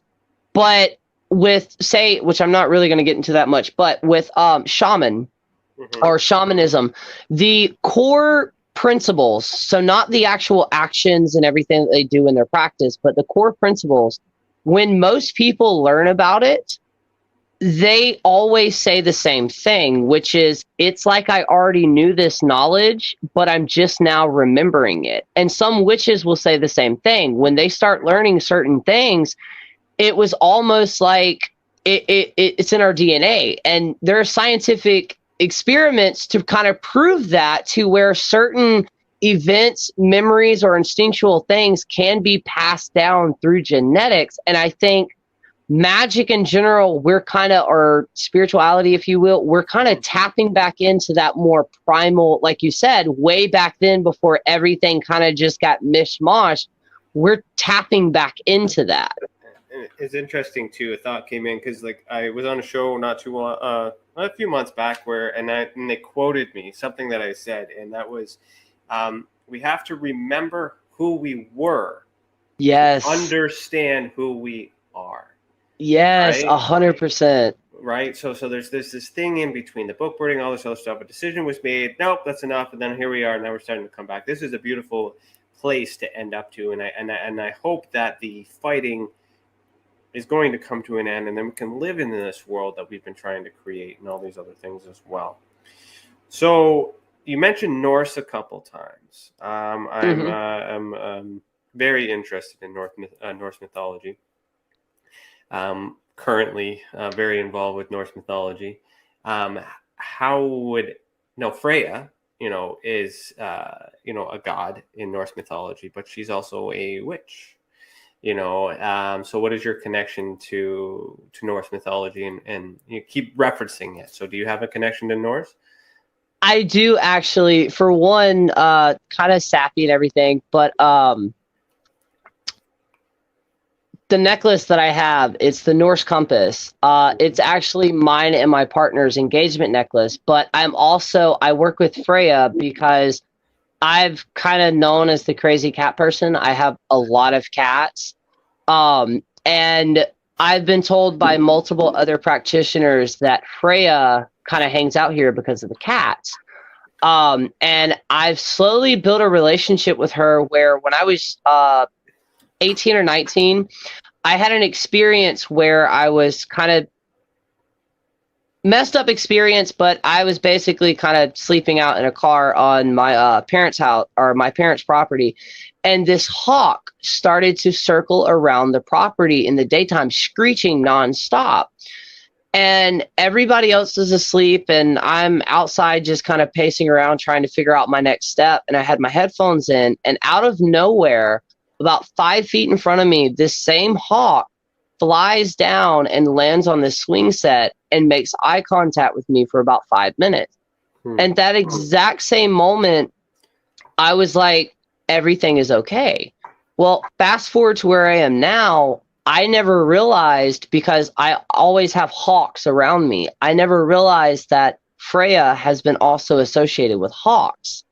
So it kind of blew my mind that I may not truly follow the Norse path. My partner's very drawn to it, but I haven't done like the research and the history and everything like that. But I'm still drawn to it. And with Freya, I work with her, and I also work with Loki, which is slightly a newer experience. It's interesting with the relation. Like I do recently have discovered that I relate the most to Norse mythology, but I cannot grow a beard to save my life. So evidence would show. I'm the same way. Evidence would show perhaps that maybe that's not true. But I dream, man. That so there's man can dream. But anyways, no, that's good. No, I full disclosure, I've been playing Assassin's Creed Valhalla for a while too. So, but things like that. There's a lot of history in video games too, and soft disclosure, and the magic is there. The realms are there. I actually believe that in modern day times, the deities are kind of using like video games, Hollywood movies, and stuff like that to kind of bring back. True enough, it's not accurate. Not all of it is accurate, but it still plants the seed of the idea that. And when we're sitting comfortable with it, is it familiar, or we accept it? Like, it's all testing it too, right? Because then we all know how we react to evil things and bad things, but then why do we have this connection? Why do we have this sense of bliss, if you will, when we see the past?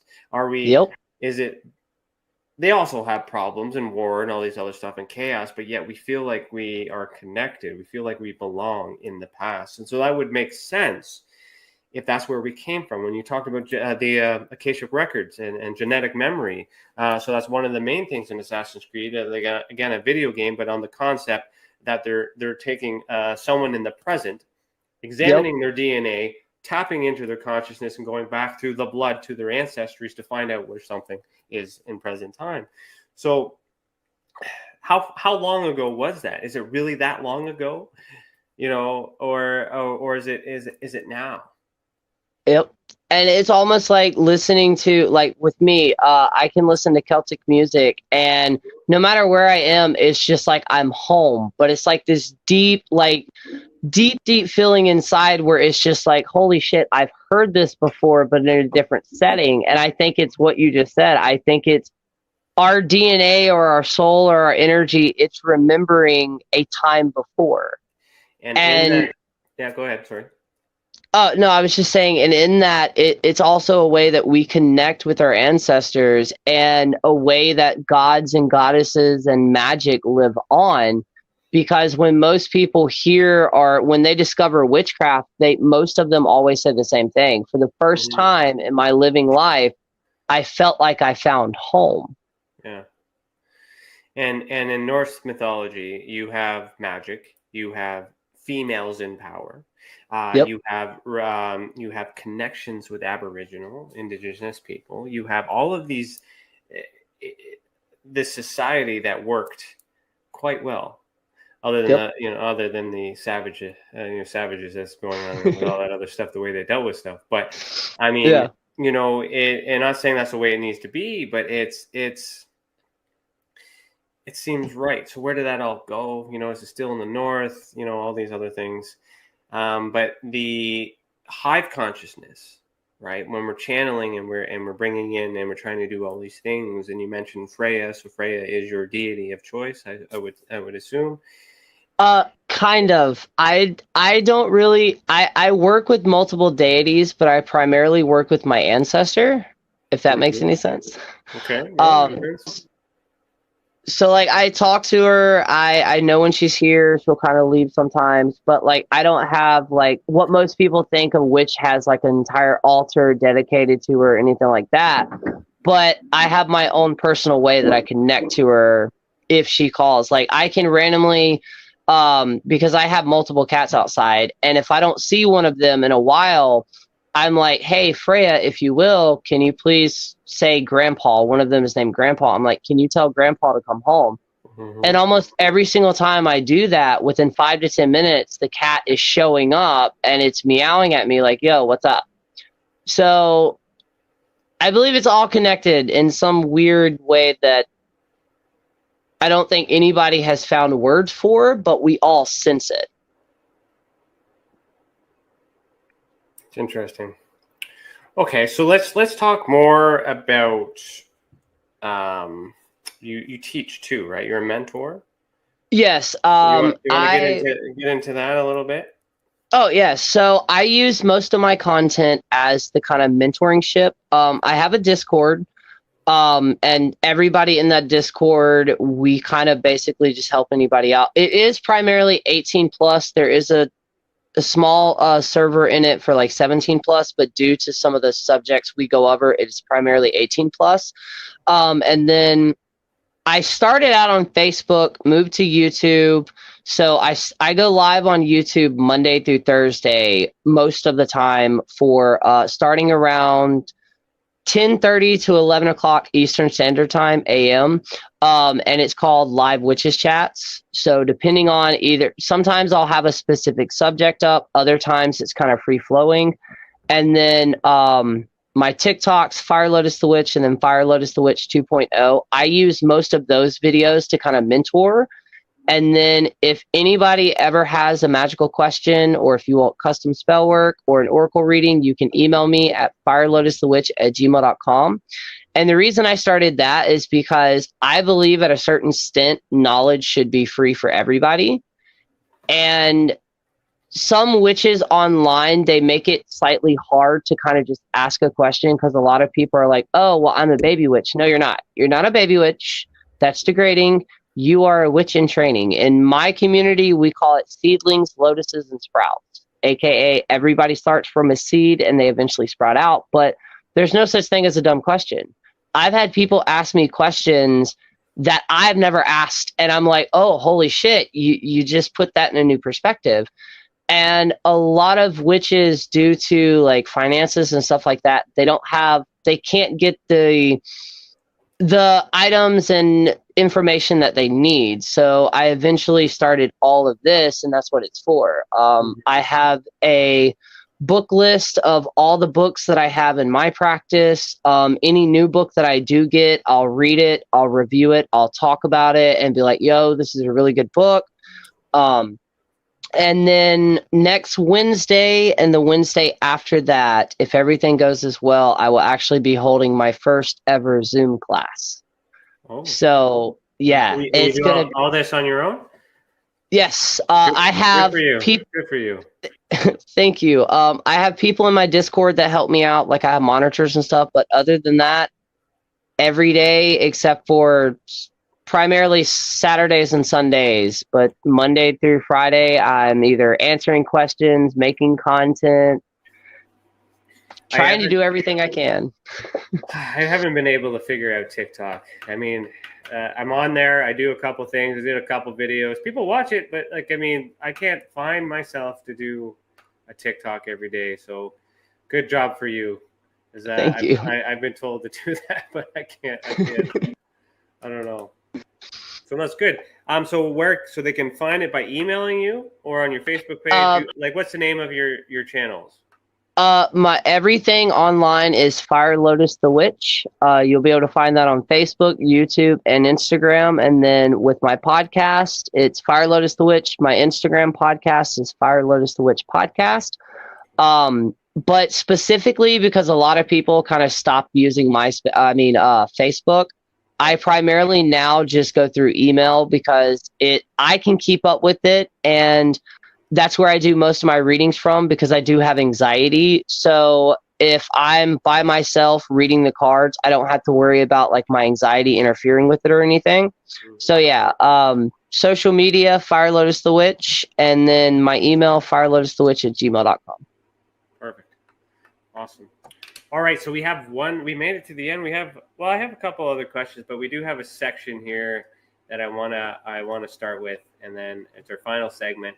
It's called Sorry Not Sorry. So I'm gonna play the little jingle here. 1 second.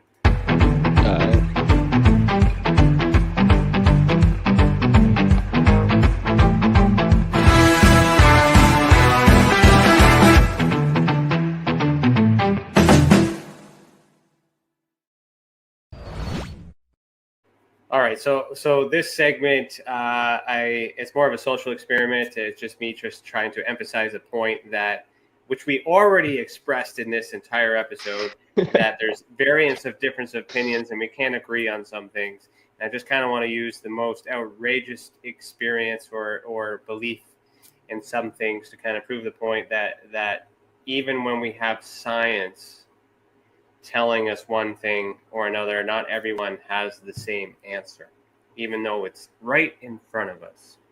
So here are the rules. I'm going to ask you one question, and I'm going to time you how long it takes you to answer it, and then we'll go from there. Okay, no judgment. All right, are you ready? Okay.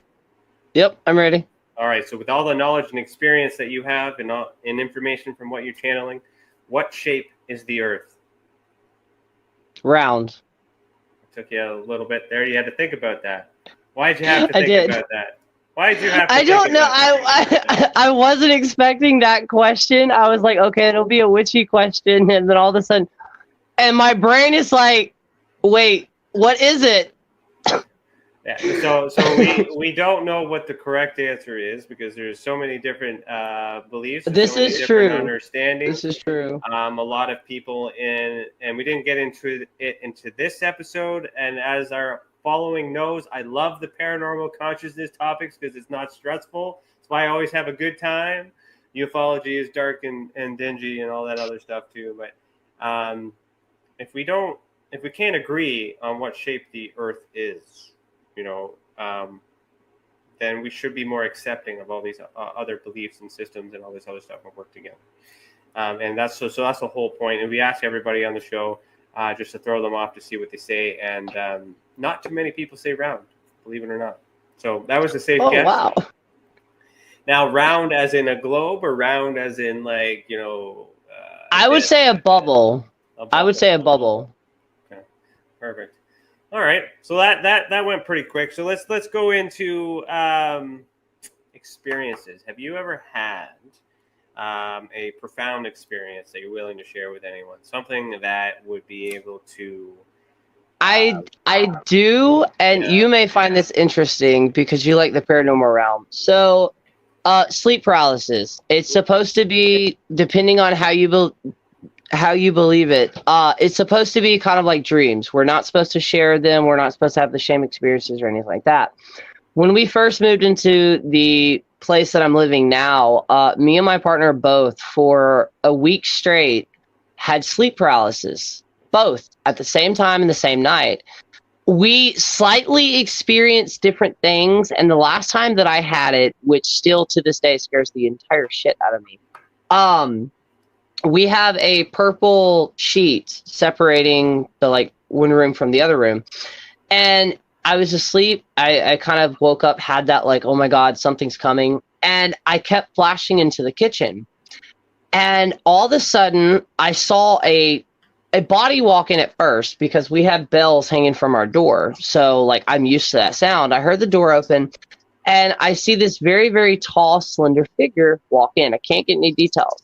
And the sheet that we have that separates from where we sleep from the room that I'm talking about, out of nowhere, and it's a purple sheet, out of nowhere, I see this hand kind of do this, like it was grabbing it to try to pull it like this, except for the fingers were a mixture of what you would see in a mummy movie, not with the shit wrapped around it, but the almost completely dehydrated part where the skin's sticking to it.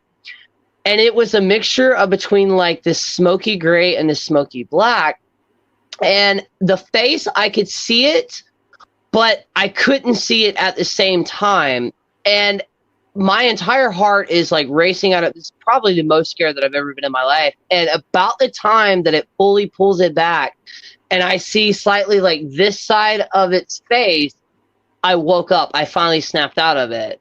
My partner experienced similar experiences, but more with a very tall kind of black silhouette figure. Scared the teetotal shit out of me. And it's actually one of the main reasons, or the main, my first Facebook post on my Facebook page was that experience, because I don't know what it is. I believe in aliens. Obviously, we cannot be the only intelligent beings out there. But it reminded me of either a mixture between most people think of a gray, or possibly most people, and I hate using this term, most people would think of the demon, a mixture of them both. And I've never forgotten that about that experience. I've never been able to recreate it or kind of re-trigger it like I want to, because I want to know what it was. But that would probably be the most profound recent paranormal or whatever category that falls into. So how would you connect that with your comfortability in terms of accepting the phenomenon? So you identify as a witch and you have a shadow figure presenting itself. Sleep paralysis is a symptom. We're not quite sure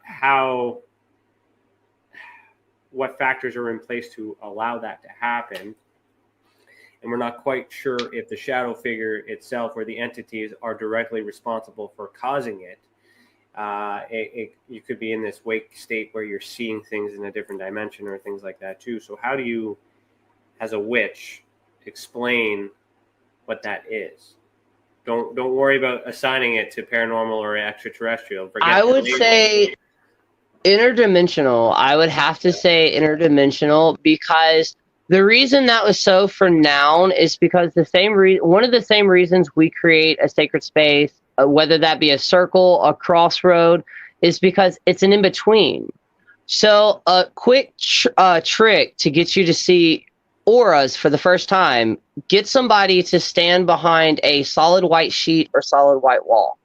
You're going to stare at them like an inch past their shoulder or face, and you're going to keep staring at them. The entire point of that is to break and to throw off the concentration of your eyes, which is also an in-between. It's a linear space. Sleep paralysis is also a linear space. It's an in-between. It's not there, it's not here. And I believe that is going to be the very core key that kind of unlocks everything that we talked about, whether that's interdimensional, aliens, ghosts, spirits, everything in between. It's when we break our, I would say, what's programmed with our bodies to focus or concentrate. It's when we break that, it's when we start experiencing things that cannot be seen by the everyday eye. Where are they in between? That's how they're right here. That's how we're able to see them. But what are they doing all day long?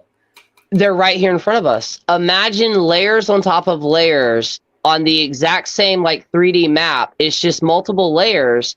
And depending on what you're doing, whether you're trying to go higher or lower, you're altering your state of mind.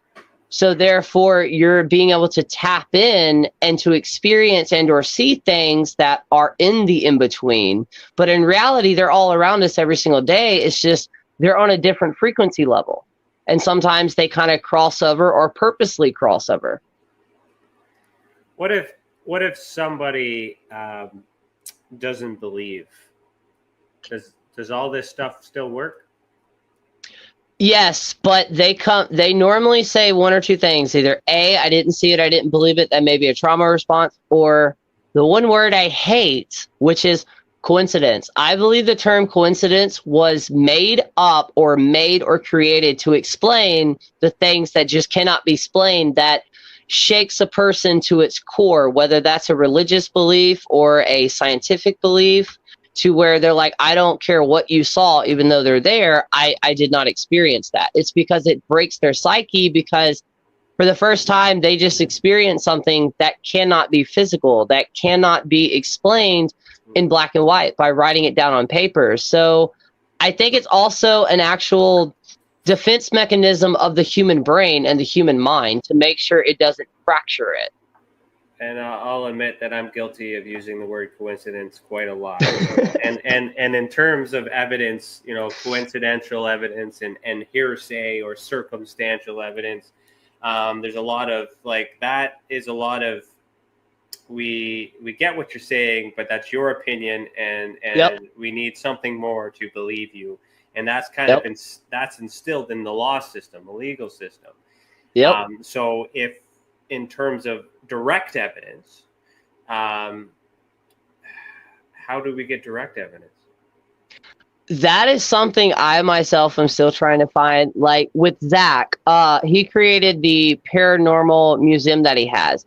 The reason that's so interesting to me is because me and my partner, while we used to watch his series, we talked about it, trying to get some of the most haunted locations, but every type of technology that we have, filming it 24/7, because most times that people experience a paranormal encounter or an alien encounter, a crypto, everything else in between, it's always almost at that moment where they don't have something to shoot it. But if something is constantly being prevailed, which this goes into physics, which is that like the cat experience, if you put nuclear waste and a cat in the same box, it's technically dead and alive until the human eye observes it. I think that also and that goes need, into... there's that curiosity and then that need to know. So then you mentioned ego and then id and all the other psychological elements that go into it, and it's hard. And I am one of those people that find it really. I'm like, as I brought up in that way. I went to school for policing. I'm an investigator. I do all these other things. So like following the facts and the lines are very instilled in my training. But sometimes things do happen that, even though I say it's a coincidence, I know deep down that it can't be, but it requires other coincidental things to happen that are I know that are random, and I know that these random events aren't associated. So therefore this coincidence is gone, and that becomes circumstantial. And then that becomes direct evidence to me, but then then I provide an opinion. So as an investigator, I'm not the only private investigator in the world. But when I put an expert opinion out there, I could still be wrong because my beliefs and my judgment and all these other things are in there too. So do you have a message for people like myself that kind of still need to have that nuts and bolts, so that way they can guide people in a positive direction? Maybe not believe 100% all in, but to kind of encourage us to explore in a way that doesn't allow us to go, off the deep ends. Full consciousness, let's say that. So, for one, always keep one foot in the reality that we're in now, and then also in the spiritual world. But normally when you experience a full experience, something that is, we'll say in this sake of the conversation, abnormal and or like supernatural, it's not just going to be your mind or your eyes that react to it. It is going to be an instinctual react. It's going to be a physical reaction. It's going to be a mental reaction. You will know, just like when like you're a kid and you walk past like what is supposed to be a haunted house and you get that vibe like deep down in your gut, you should not be here. Like that more primal reaction. The same thing happens with paranormal or everything else in between when you experience that. But if you feel uncomfortable, how do you know you shouldn't be there? You just feel uncomfortable. Normally with like, I shouldn't be there, or, oh shit, like this is not something, it's that instinctual fight or flight, but you also completely paralyzed. Where as much as you want to run and scream, your physical body just cannot move because it's kind of just like in shock of what you're experiencing. Mm-hmm. And then normally, because as a witch, I have experiences, not every day, but I have experiences where like I question, oh my God, is this real? I don't know if this is scientifically fact, but a person who is completely out of touch with reality is not going to question that they're out of touch with reality. Right. So if you're sitting there asking yourself, wait, did this just really happen? And or like, am I crazy, or whatever term you want to use? That means that it did just happen, and everybody else experiences and or experiences other things that most people would be like, no, that didn't happen. That didn't happen because they didn't physically experience it. With most people are like that. So that would be my advice. Just keep going and just keep searching for answers. Whether we're going to find those answers or not, you'll find clues, I guess. And if you ever feel like you're in danger or you should not be there, try to leave ASAP. All right. Wise words. So we made it. We're at the 2-hour mark. What we're going to do now is we're going to do an after chat. So for those of you that were in the comments, we're going to talk to you guys now and see and give you some updates of Tessa. Stacey, are you good to go? Thumbs up. Perfect. So you, yes. if you want, you can participate in the comments as well.